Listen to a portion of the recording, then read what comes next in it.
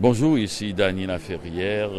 Je suis à Bruxelles à la Foire du Livre où le Québec est le pays invité et au moins je suis l'invité d'honneur de cette foire.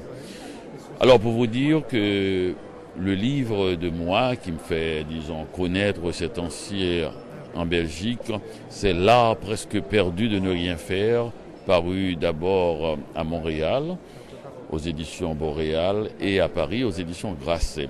Et aussi Journal d'un écrivain en pyjama, paru à Montréal aux éditions Mémoire d'Encrier et en France aux éditions Grasset.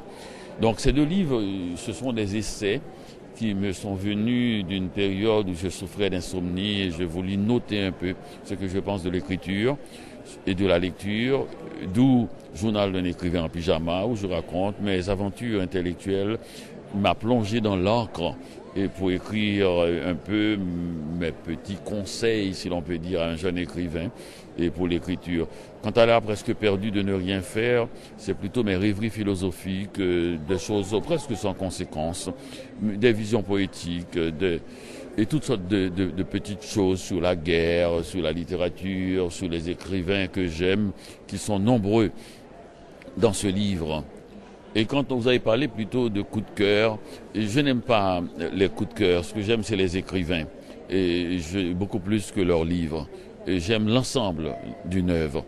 Et c'est pourquoi je suis contre l'idée de coups de cœur et de livres. Je suis pour l'idée de coups de cœur d'écrivain.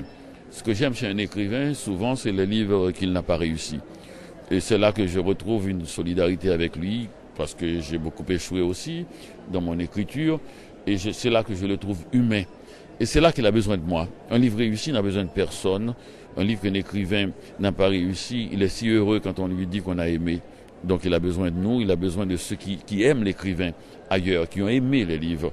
Mais sinon, je peux vous dire, Bukowski est un de mes écrivains, Henri Miller, Salinger, l'attrape-cœur, et aussi Tanizaki, Confession d'un impudique, et Confession impudique, ou encore Journal d'un fou, d'un vieux fou, si l'on peut dire, Bulgakov, Le Maître et Marguerite. Donc j'ai beaucoup d'écrivains, et le sud-américain, et par exemple le mexicain, et Juan Rulfo Pedro Paramo, qui est un grand livre, et le péruvien Mario Vargas Llosa, qui a écrit la Tante Julia et le Scribouillat, Borges. Alors ça, c'est toute son œuvre, puisqu'il est, à mes yeux, le Homère du XXIe siècle.